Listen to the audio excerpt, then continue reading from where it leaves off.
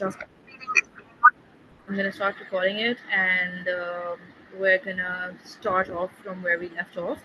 Again, the question I believe that you have completed them because I'm on the document. I can see 1 and 2 done. So even if this is incomplete, that's fine. But I will be checking both of them. But I'll be doing that once we complete the topic itself, right? Okay. So with that being sorted, let me just share my screen.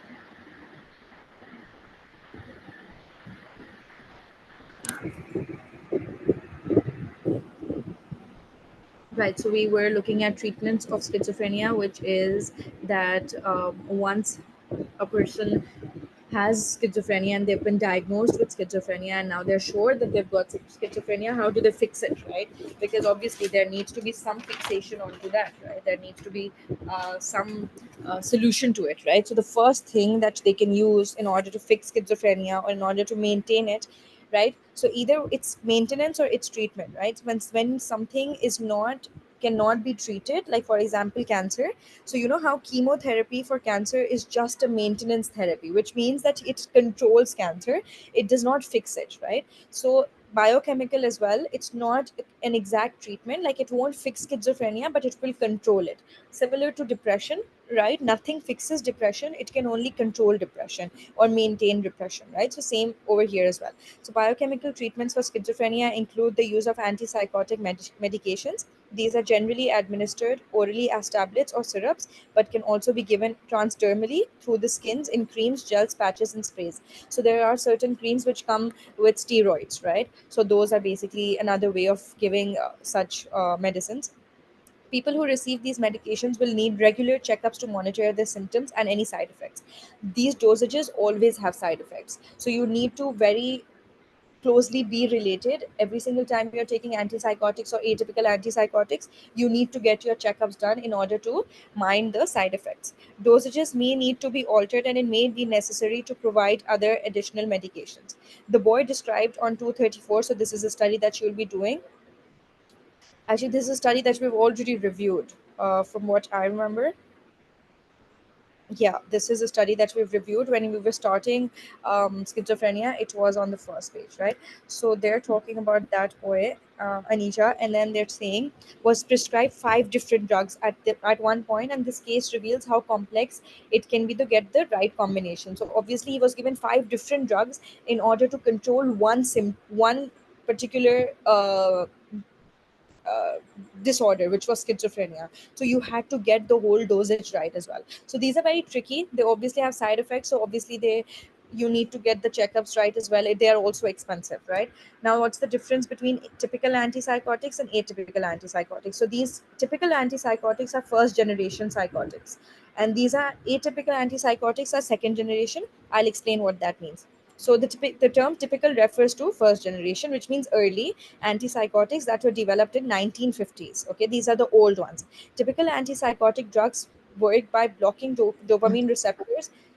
Are you saying something?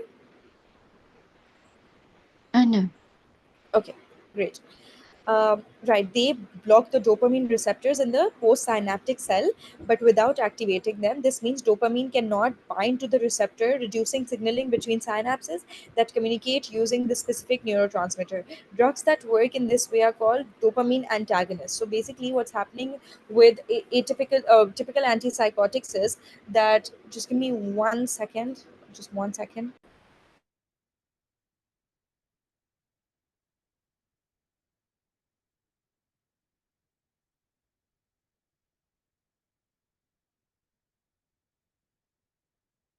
Right. Sorry. Yeah, so what typical antipsychotics do is that they block dopamine in your brain, because as we've studied dopamine deficiency, right, what happens is that there's high levels of dopamine in your brain, and then your neurotransmitters stop accepting dopamine and they start functioning slower, right? Or they start functioning faster, which causes hallucinations, delusions, etc. So what these medicines are doing, that they are stopping these dopamine receptors, and that is why they're called dopamine antagonists, which means that they're against dopamine in some sense or the other. Not literally, but they're just called that, right? So they will stop dopamine receptors from breaking down dopamine, and they will let dopamine be as it is in the brain, right? So that is what they're doing in order to stop, or in order to control schizophrenia. Then you've got atypical antipsychotics. Now these were these were antipsychotics that came after 1980s. So the typical ones were 1950s. These were after 1980s. um, these drugs block both dopamine and serotonin receptors. So say the when you talk about typical antipsychotics, they were only blocking dopamine. They were not blocking serotonin. Now, dopamine and serotonin are both, that's something that we've discussed in the explanations, right? So they are blocking the neurotransmitter of serotonin as well.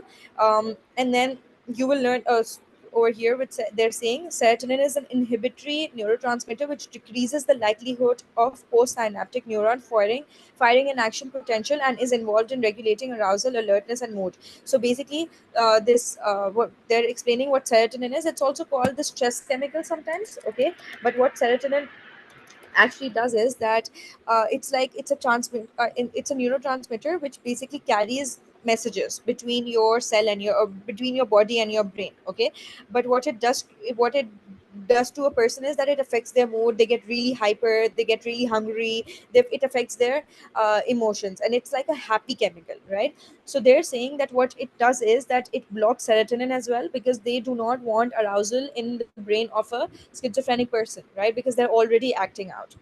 Make sense till here? Yes, yes. Okay, so till now they're just explaining how these medicines are stopping schizophrenia or how they're treating it, right?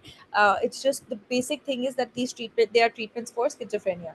Then we've got a protocol called the Texas Medication Algorithm Project, which was designed to assist doctors in the prescription of antipsychotics. Initially, the protocol suggests using an atypical drug such as risperidone, and if this does not work, then move into a typical drug such as haloperidol, right? So then we've got or a different atypical such as olanzapine, right? So what they're saying is that this TMAP project was basically in order to teach the doctors or guide the doctors how to prescribe these atypical antipsychotics or typical antipsychotics. Like we said that Anija had to be given five different antipsychotics in order to get the blend right, right? So this TMAP project is basically teaching them how to do that, teaching doctors how to do that, right? So they're saying that initially they said that you always have to prescribe an atypical drug, and if that doesn't work, then you move on to a typical drug, which is an old one, and then or then you move on to a different new one, right? So that's what they're explaining. If a person still does not find any relief, then you have to increase their dosage. Okay, some patients are especially resistant to bio, so now they're saying that some patients also get resistant to it, which means that because they've been having the same medicines, they stop affecting them, because these at the end of the day, these are drugs only, right? So every person creates a tolerance or builds a tolerance for such drugs, right? So at some point it just stops affecting them. They will, in the beginning it will affect them and they'll be happy, and it will obviously work for them, but at some point it will stop working, right? So that is basically building a tolerance for such drugs. So that is a side effect of such drugs. Make sense? Yes, yes. Right. So I want you to you don't have to read side effects and relapse, just this evaluating biochemical treatments, randomized control trials. I will tell you more about side effects and relapse myself.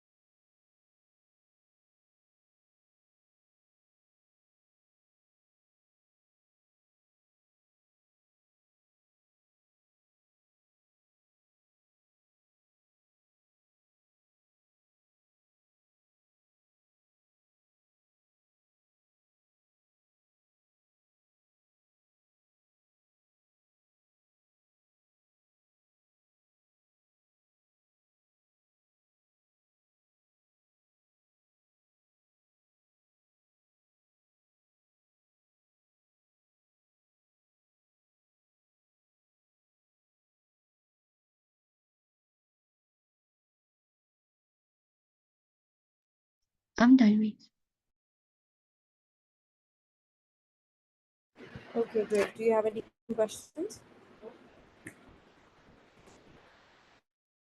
Yes, miss. Can you explain about side effects? Yeah, yeah. You don't have to read the side effects. I'm explaining that. You just have to read randomized control trials. Do you have any questions from the Uh, RC randomized control yeah, trials? Okay, great. You don't have any questions, right?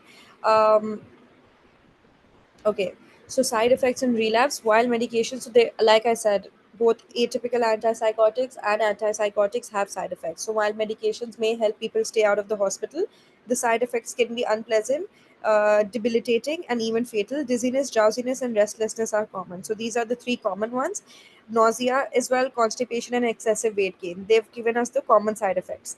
Now there's also tardive dyskinesia, which is uncontrollable blinking, jerking, or twitching of the face and body, which is like, you know how people get seizures, right? So they keep their a certain part of their body keeps moving, like their eyes might keep blinking constantly, right? They might keep moving their hand constantly, like jerking it constantly for no reason whatsoever. So that's called tardive dyskinesia, right? Then another side effect, like this, these are the more serious ones. The common ones they've given, the more serious one. Then they there's this antipsychotic called clozapine, which can actually cause uh, okay, so this is a very difficult disorder to pronounce, but it's basically when you have a blood condition that your blood basically becomes infected, right? So you have to give, your blood is very risked, and that is why you basically, your body also obviously at some point gives up, because if your blood is infected, then you obviously the whole blood flow is also infected. It's called agranulatitis. Sorry, you gotta break it down. It's ulositosis, right? So that's the non-compliance of blood within your body, right? And this is like when you need like professional help, just because you were having an antitypical atypical antipsychotic or a typical antipsychotics. Then there was another weakness is that drug treatments are ineffective for 30 to 70% of people. So like I said, so efficacy is basically the tolerance, right? If you've been having the same drug for a very long time, it will stop affecting you, right? Because you are used to it now, so it doesn't affect anything in your body, hence it doesn't fix anything in your body. So that's basically building efficacy means building tolerance. Are we clear till here? yes, miss. There we go. Okay, so that's your, so like like your explanations, your treatments are also divided into physiological and psychological. So the first treatment for your physiological was biochemical. Now the second one is electroconclusive therapy, right? So ECT is basically when you give shocks or currents to your brain, electric currents to your brain. Why? To restart it. You know how in order to restart a certain thing, you have to give it some sort of energy or electricity, right? Even when you look into movies, you've seen that, you know, in all, when people are losing their breath and you know they're losing out on their life, they use those two iron sort of things like irons, and they put it on someone's chest, right? So that is basically giving them electricity, which basically restarts their brain. So ECT is like that, where you place electrodes on the scalp of a person, and they are given very very minor shocks every minute, right? So they're given very minor seizures every minute, and that is basically in order to maintain the schizophrenia. So ECT is a maintenance therapy. It is not a treatment. It will not fix your schizophrenia. It will always just control it. It will always just maintain it. So once you get ECT, let's say Monday you get ECT, so you will stay okay throughout the week. But by next Monday you will need ECT again, right? So it's treatment resistance, or resistance as well, which means that after a certain while you will also get used to ECT, so it will stop affecting you, right? Do you get what ECT is? Electroconclusive therapy. Yes, Right. So they've explained that only here. Okay, so they're just telling how this treatment is banned in certain countries, because obviously you're giving electric shocks to someone's brain, so it's not very safe. Okay, but even though only professionals do it, but holistically they have banned it in most countries as well. But it's still used to a very large extent.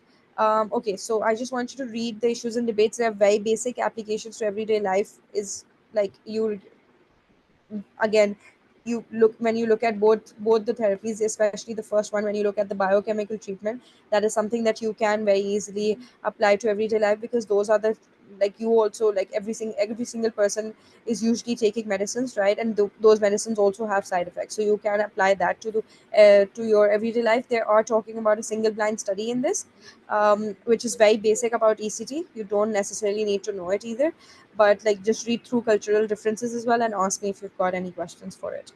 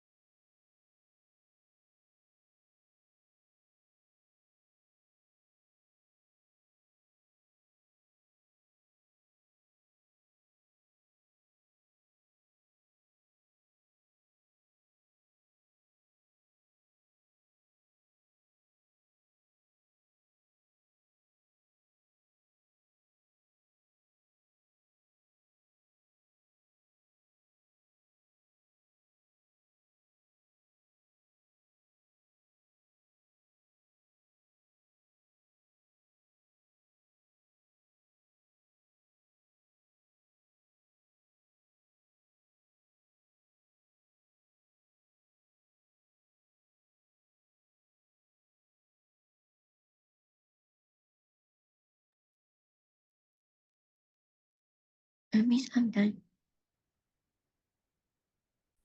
Do you have any questions? Not really. Okay, okay, great. Just 1 second.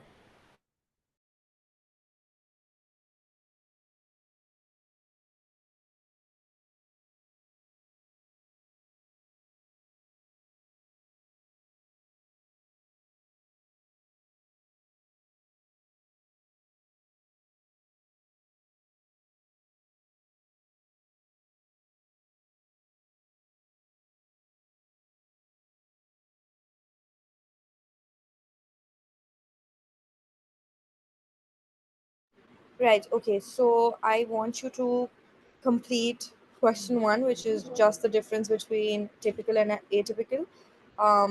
Question two, which is comparison. And that's it. Just question one, and actually four as well. So the one strength and one ethical weakness of biological treatments, which includes your biochemical and your ECT. So that's one, two, and four. That's four, six, and four markers, right? So while you're doing this, I will be checking the other two questions that you've completed. Make sense? Okay. Amazing.